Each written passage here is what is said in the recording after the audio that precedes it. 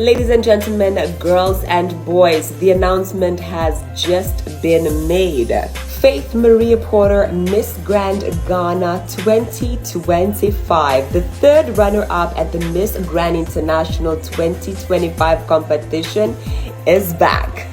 And this time, she is back for the very first edition of MGI All-Stars. Guys, I think it's safe to say that Africa is officially in the game. I don't think that we have a more stronger delegate from the African continent than Faith, and I am super excited for her. She delivered one of the most spectacular, brilliant performances that we have ever seen from an African delegate during the Miss Grand 2025 edition. And I am excited to see her once again on stage. So mga kapolitika, inyo pong napanood yung pinaka-latest ngayon na contestant dito sa MGI All-Stars na magaganap sa susunod na buwan. Dahil ngayon ay isa-isa na pong ipinakilala yung mga bigatin at mga malaking pangalan dito sa larangan ng beauty competition.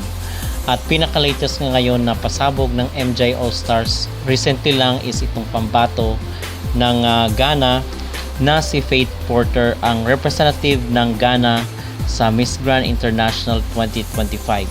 So nakalaban ito mga kapolitika ni Emma Tiglao at isa siya sa mga frontrunner noon sa MGI 2025. It's just that walang gaanong support mula sa kanilang bansa itong pambato ng Ghana. Pero magaling sa magaling itong pambato nila dahil napakalambot ng katawan at napakagaling niya rumampa doon sa stage, doon sa preliminary competition at most especially doon sa finals mga kapolitika. Isa siya sa mga pinalakpakan talaga ng mga netizen at ng mga pageant supporters. At ngayon ay muli siyang magbabalik sa beauty competition dito sa MGI All-Stars na magsisimula sa susunod na buwan. Official confirmation: MGI All-Stars First Edition Delegate Faith Maria Porter from Ghana, 27 years old. Faith Maria Porter is an international beauty queen representing Ghana, standing at 175 centimeters. She brings strong experience from global pageant stages, along with outstanding performance skills and stage presence. She has competed internationally at Miss Grand International 2025, where she earned recognition for her exceptional talent, winning the Talent Award and placing as third runner-up. Her performance, ability, and confidence highlight her readiness for the MGI All-Star stage. So ito yung third runner-up mga kapolitika sa Miss Grand International 2025. So talagang marami ang humanga sa kanya, most especially doon sa kanyang pagrampa sa swimsuit competition. At aside dito sa pambato ng Ghana is meron rin nadagdag na mula sa Dominican Republic. Ito yung na-report natin mga kapolitika na si Miss Universe Latina 2025 na nakipag-compete doon sa Miss Universe 2025 sa Thailand last year. Official confirmation: MGI All-Stars First Edition Delegate Yamilix Hernandez from Dominican Republic, 30 years old. Yamilix Hernandez is an experienced international beauty queen representing the Dominican Republic. Standing at 178 cm, she brings elegance, confidence, and a strong global presence shaped by her journey across major international pageants. So, I believe kasama ito sa top 10 itong si Miss Universe Latina or top 30 doon sa Miss Universe 2025 na ginanap sa bansang Thailand nitong nakarang taon lang. So, yun po ang pinaka-latest ngayon na update dito sa mundo ng beauty pageant. Ano po ang inyong mag-reaction dito sa pambato mga kapolitika ng Ghana na si Maria Porter? Malakas po ba ang kanyang laban at masasabi natin na mahirapan rin si Gazini Granados at kinakailangan ng matinding preparation si Gazini para dito sa kanyang laban sa MGI All-Stars? Mag-comment down below at huwag kalimutang mag-like at mag-subscribe na rin kayo para updated kayo sa ating mga latest issue. Actually, I'm not a kikay nga, jologs ko nga. Ang rampadora ng sultan ko daw. Basta sunod ko lang. Ang Shakira ng sultan. Alam mo, feeling ko, isa ako sa magiging isang makulay sa PBB house. Kasi, yung ugali ko minsan, I'm sweet. Sometimes, I'm spicy. Magiging interesting ka. Parang, feeling ko, may times mamahalin niyo ko, may times na hindi. Parang ang hirap naman ipaglaban ni Chelsea. May times na, parang ganun ako. So, sa tingin mo, hanggang kailan ka aabot sa loob ng bahay?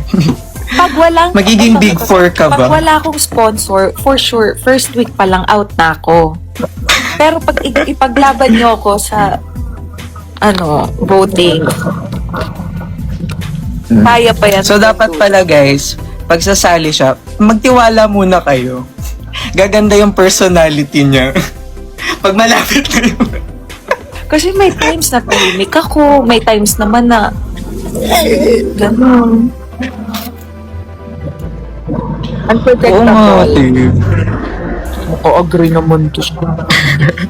First week, nakikita ko na eh. Nakikita ko na. Parang hindi ako makakasundo ng lahat. Kasi first of all, I'm not really friendly naman. Parang mahiyain ako eh. Parang depende yun na, ay, kinausap niya ako, tsaka ako siya kakausapin. Parang hindi ka Mahiyain nag-a-approach. I'm afraid of rejection kasi na parang, ay, once na mag-hi ako, Ay, mag-hi sa akin pabalik. Doon lang naman, hindi naman dahil may data ako, ma-attitude ako. Parang I have this fear of rejection na parang, Parang siguro if I say natatakot ka hi- na hindi mare-reciprocate yung Oo, pag-approach. nahihiya akong mapahiya. Natatakot akong mapahiya. Ang tutuhin daw ng sultan. Ang kutuhin ng sultan. Pero once naman you get to know me na, di ba parang, ay, Jolobs pala siya, kalugod. Totoo yun. Yun ang unang impression sa akin all the time. Uy, alam mo, akala namin,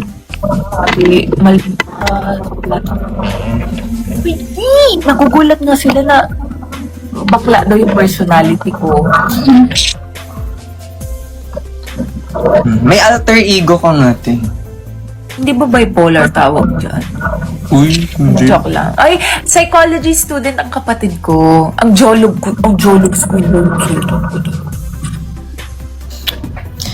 Hindi, nilulugar naman ni ate yung pagiging jologs niya. Sobrang prim and proper niya pag nasa work. Parang it's really different. Ano, bungangera ako. You think? You agree? Pero ano naman, valid naman. Hindi naman nagbubunga nga si ate ng Ang out of OFW daw ng nowhere. Sultan Kudarat. Ang queen love ng Sultan Kudarat. Alin ng Sultan Kudarat. Ang shibuli ng Sultan Kudarat. Ano pa? Ang kapatid ni Joshua Fernandez ng Sultan Kudarat. Ang baller queen ng Sultan Kudarat. Ang red lipstickera ng Sultan Kudarat. Sabi ni Eunice. Pwede. Ang baby muham ng Sultan. Si Dad. Si Daddy Shark ng Sultan.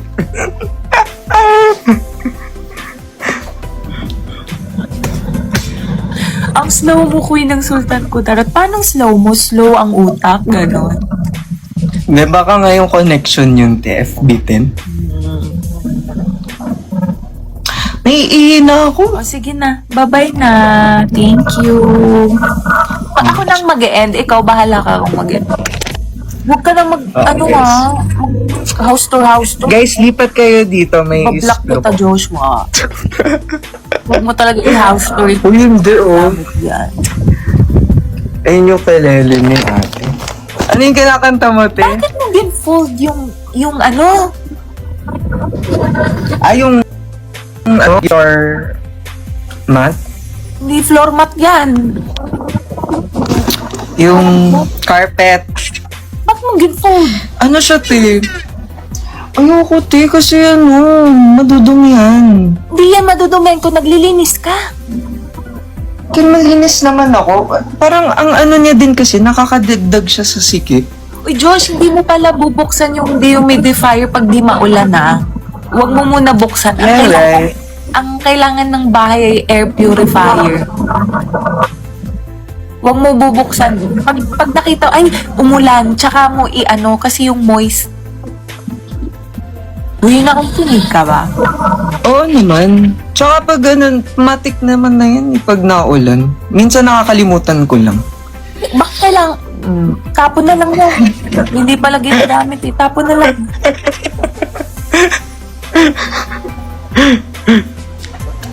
Hindi. May hinihintay lang akong sale.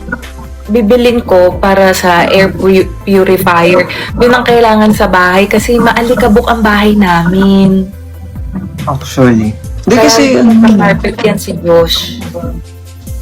parang alam mo yung pag inano mo yung carpet parang may buhangin. Oo nga, maalikabok kasi talaga yung bahay. Kahit anong linis mo, kinabukasan alikabok. Kasi daanan siya eh. Nadadaanan. Kapatid ka ni Maring Chelsea. Ito yun, may nagtatanong. Bawal silang Ang Anne Hathaway ng Sultan Kudarat. Alam niyo, hindi ako Bakit? kakang Parang hindi pa rin ko ganyan enough. ang pangalan ko. Ang Anne Hathaway. Sabihin ng mga matatanda sa F. Pilig naman ito. Oo, ano naman klase ang yun? Wala pa Yun siguro. na ate, ang daddy shark 24 ng Sultan Kudarat. Nakick na ako ng bahay. I love you, Vietnam.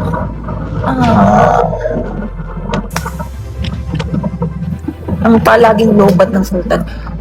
O sige na, mag-e-end na ako. Josh, alam mo yung angulo mo ito. Ayan, itong kabila. Ito, yan ang angulo mo. Anong tawag dyan? Right or left? Na alin? Right Left. lang? Left mo yan? Sure ka ha? Right ko to eh. Right ko to. Uy, ano? Right. Hindi, I mean, sa left ako nakatingin. Bago. Sa left ako. alam yung left and right. Hoy, alam ko. Ito right ko to Pag tinignan mo Right yan, ko to. kung ano yung letter L, yun yung left. Ha? Ano yun? Uy, baka mali pala ako. Diba? Gaganon ka. Kung ano yung tamang letter L, yun daw yung left. Tama ba guys? Sorry, baka mamaya. Tama. So, ito yung left ko. Diba? Basta ang right ko kasi may nunal. Kaya alam ko, ay right to. Kasi nunal ko right. Yung pala tanda. Oh, yan pala tandaan ko. Kaya matanong Saka ako sa naman, left kung and ano right. yung letter L. Yun lang. Saan yung kaliwat kanan mo? Hindi ko alam ang kaliwat kanan. Alam mo yung ano, te? Di ba pa bagong silang? Di ba may kaliwat kanan? Yun yung pala tandaan ko. Pag papunta kay Latita, kanan yun. So, yun. Yun lang. Uy, iing na ako. Oo, sige na, babay na kasi. Kanina pa pala ako nagbabay. Hindi ka pa nagbaba. Alam na nila storya ng pamilya natin. Wala na tayong... Daldal ka kasi. Nainis ako sa'yo. Kaya mag-live mo, Joshua. Pag mag-live ka, magsabi ka sa akin. Okay, I would just like to shout out our top viewers for today. Of course, Aki Baby, thank you. Erica, thank you. Maruha, Gabby, Judia, Iya, Tanya, Res, Riza, Riley, Chrislyn, thank you.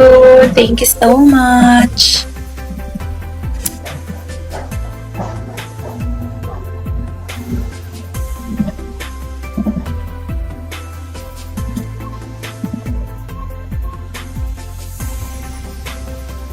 Thank you also, Amor. Joma, thank you po. Mag-end na ako para pagbalik ni Josh, magulat siya, wala na ako. Bye! Love